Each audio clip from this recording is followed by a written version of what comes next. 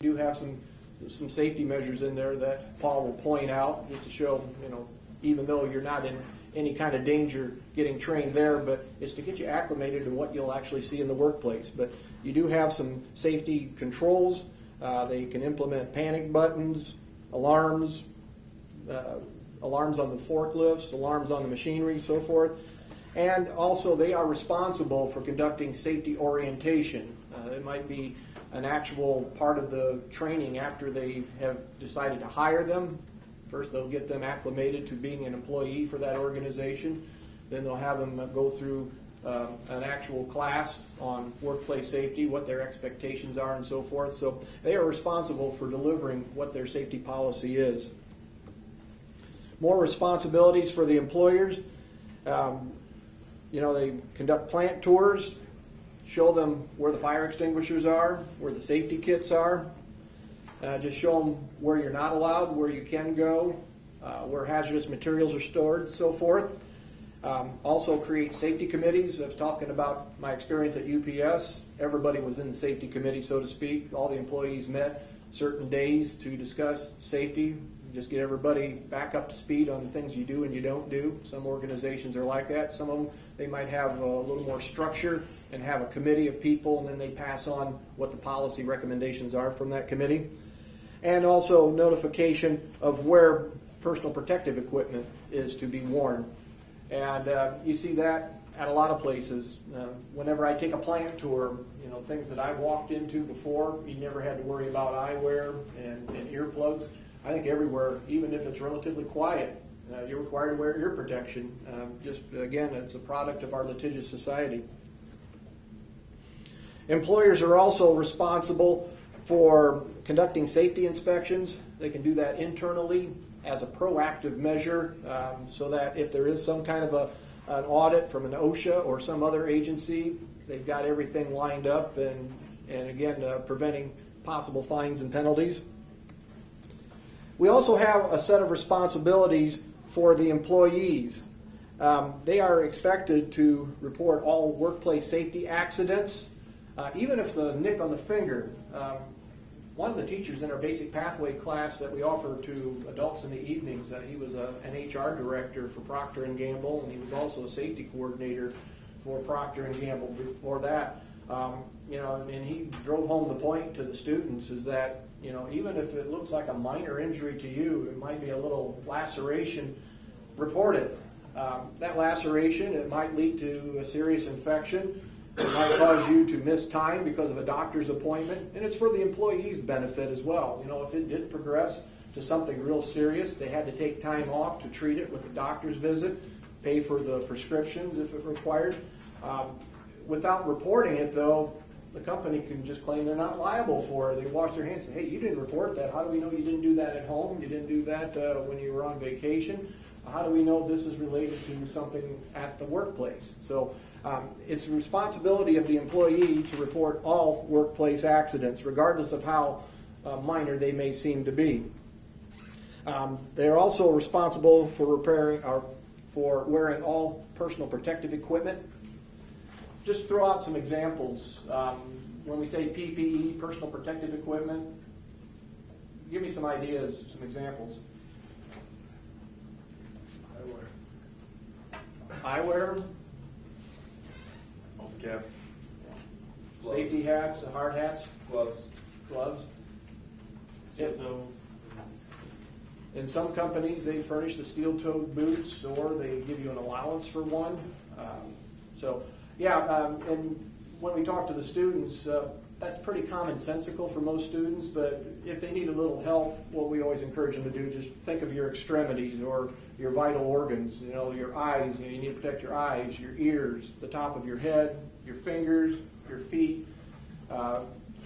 And if you work at a chemical company, respirators, and that's one of the things that we do ask them to, we talk about short answer questions. That's one thing we do expect them to understand. And give us 4 or 5 examples of personal protective equipment. Again, it might seem commonsensical, but it's a very important part in manufacturing.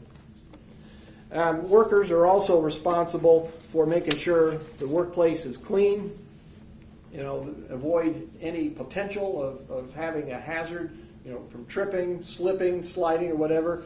They are responsible for maintaining their workplace. Also responsible for understanding what the fire safety policies are with that company, knowing where the extinguishers are, knowing what kind of extinguisher is used on what kind of fire. Some places it might be a chemical fire. You just don't use any fire extinguisher for a chemical fire. Others, it might be more of a propellant along the lines of wood or paper, certain kinds that are right for that. And it's important that they know where the fire equipment is and who's authorized to use it and under what conditions do you use it. Worker responsibilities, this is very important. They need to understand lockout, tagout, what the concept behind that is, who's responsible for releasing the tag out and authorizing the operation of the company again. They do have a level of responsibility also in the area of ergonomics. Again, from UPS, occasionally you had to lift things in excess of 70 pounds. They were required to have a special tag on them to alert you that this merchandise was over 70 pounds. And the supervisor expected you to practice proper lifting procedure, not lift with your back, but actually use your legs more. And employees are expected to understand ergonomics along that line if they are required to do some lifting. And a lot of places, especially in your entry-level jobs, they will put in the job description, you are expected to lift up to 40 pounds, up to 50 pounds regularly or occasionally. And it's up to them to understand just how you do lift these. Lockout, tag out, we're going to dive a little more into that. This is a safety procedure. It's used to prevent machines from starting or releasing energy during a repair time. During that time, the equipment is shut down, isolated from its power source, and that could mean electrical, or some of your equipment could be pneumatic or hydraulic, but whatever the case is, you cut off the machinery from its power source, and it could only be restarted by the person who had shut it down. Again, this is something that we try to drive home to students, especially a point about who is authorized to restart the equipment and what you do and you don't do if you see something that's locked out and tagged out. A little bit on ergonomics. What this is the science of designing and arranging things people use. It's not just necessarily lifting things properly, it also involves lighting. If you've got the right lighting, it doesn't put excess stress on your workers. You see that in the picture on the lower right. Something that I drive home to some of the students, you see it everywhere, including the workplace. You probably see conveyor belts that are a little more in your wheelhouse. In the past, you might have done a lot more stooping, and it created some back issues with some people over a period of time. Nowadays, things more where you're at your core strength. Things set up a little higher.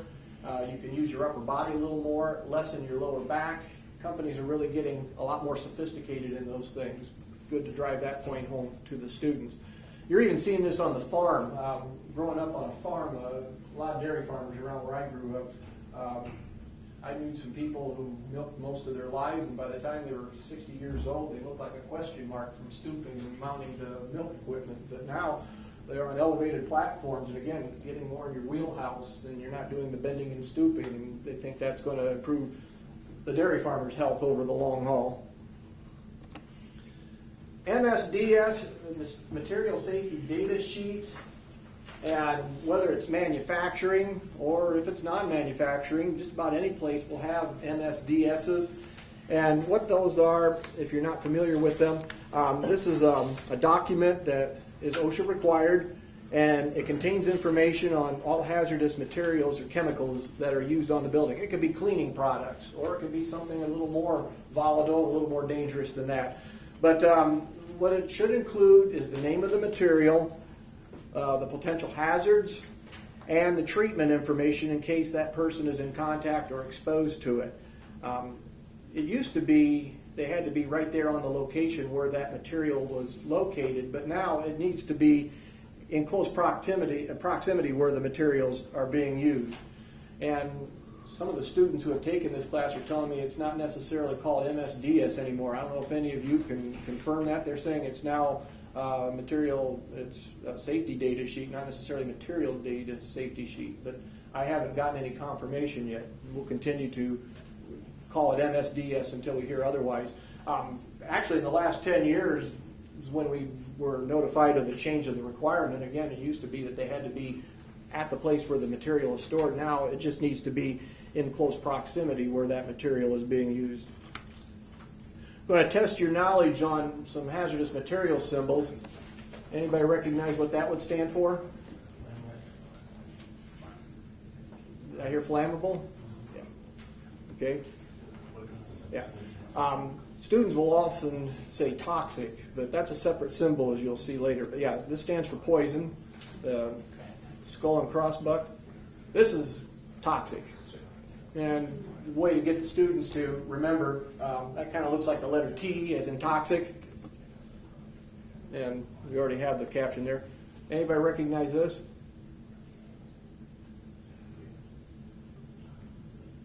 Compressed gas.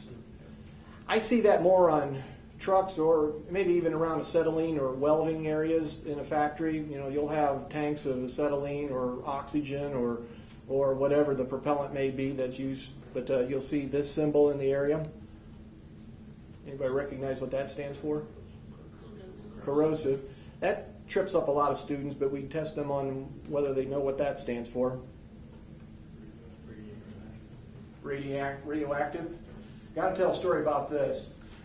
We test out students at a career center, and we had that on the test, and he put it down for his answer, big ass fan. I about gave him credit. I was laughing. Radioactive. That stands for...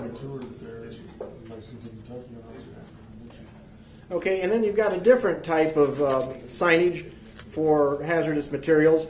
They're coded by color, and if you see something that's in blue, that indicates that it's a potential health hazard. And if it's red, potential for flammability. Yellow is reactivity. And then you've got a numerical code. It's on a scale of 0 to 4.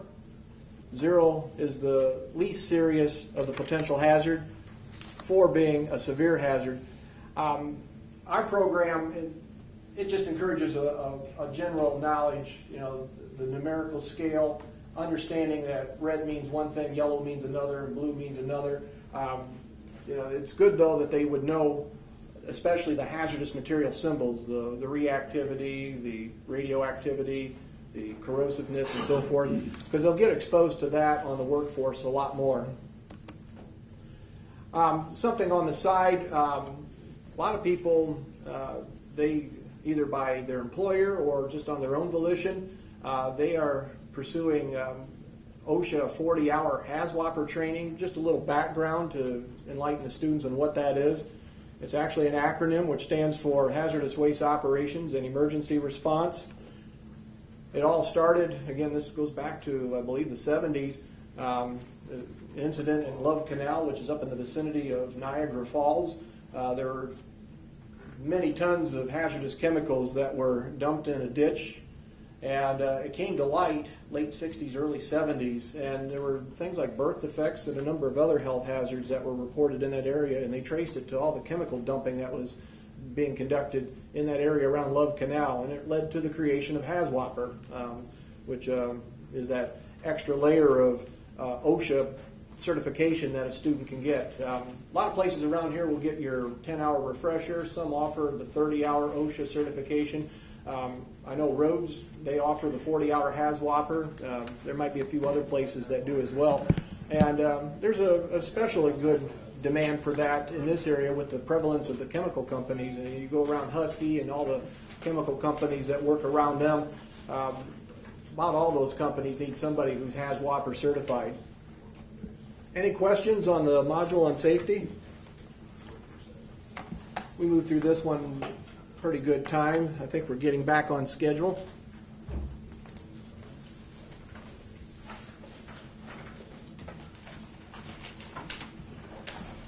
We're going to do another drill here. and involves teamwork and communication. And we're not going to do it in pairs, we're going to do it in groups of 4. And the purpose behind this drill is to just see about things like leadership and communication. Again, communication is one of the base skills that you need regardless if you're working or if you're just living day-to-day life. How many did we say we had? 16? 17. There's 17 minus you would make it 60. So that's a good number to work with.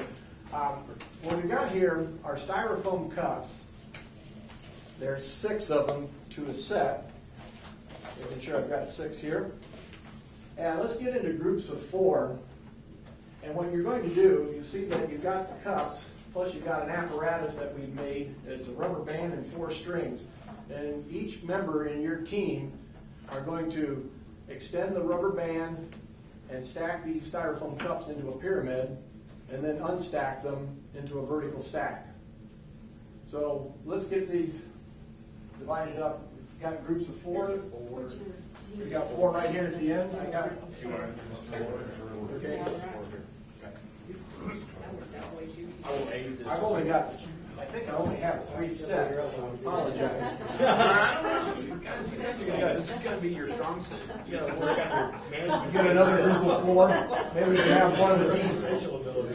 I think you guys need to fill out a challenge. What you want to do, let's show what you do here. First, you just arrange your cups in random order. And then in your groups of 4, and it might be such a thing that we might have to pull the tables apart so you can get on both sides of the table. And then you coordinate your efforts and stack these into a pyramid of 3, 2, and 1. And then you unstack them and return them into this vertical stack that they came from. But you start out with this random arrangement.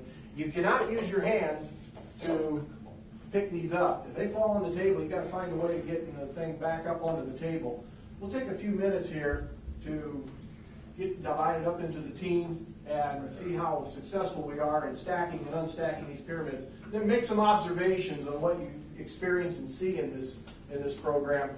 Again, a couple of things that we look at: teamwork, communication, so forth, leadership. There's a few things that come out in this sort of thing. So yeah, if we need to pull tables apart so that it can work better, let's do that. Did you all find yourself using the full length of the string during the whole exercise when you were stacking and unstacking?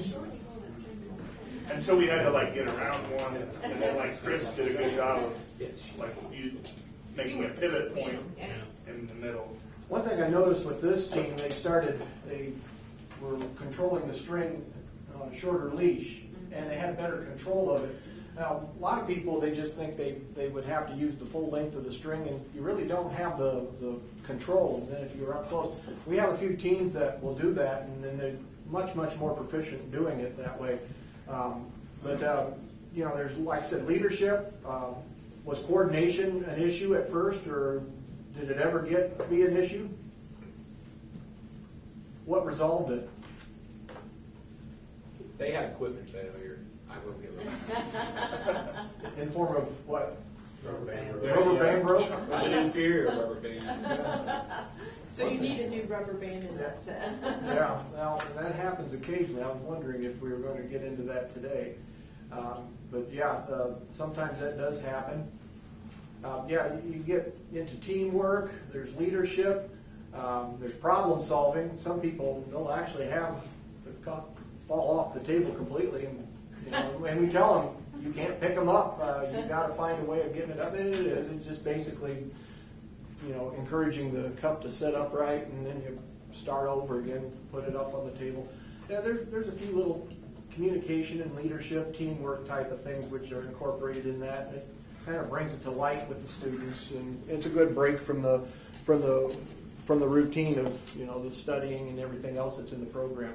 If you've got anything else that can incorporate this type of thing, by all means do it. And again, review with them about teamwork and coordination, leadership, and the other things that this could incorporate in the program. Next thing we're going to be talking about is manufacturing production, specifically the process of manufacturing. There's a lot of different things It could be in the actual production phase, or it could be in the research and development. But there are several different kinds of stages. Number one, you start out with design and development, and we're getting more and more. I think with the advent of 3D printers, a lot of people are starting to think about making their own prototypes in-house or producing things in-house with 3D printers that they didn't do. And 3D printers used to be kind of a novelty, but schools have got them everywhere, and they've come up with materials where you can produce them very quickly. They're not the fragile kinds of 3D prints that you used to have maybe just 2, 3, 4 years ago. They're durable. Actually, we had a company, one of our members, they use a 3D printer to replace some of the support of a machine. They used it, and I don't know whether there's a pin or something along the line that helps support the machinery. Saved them a lot of time, gave the maintenance people another tool to use to keep the machinery going. So a lot of different uses, and we probably are just scratching the surface right now. Just down the hall from here, there's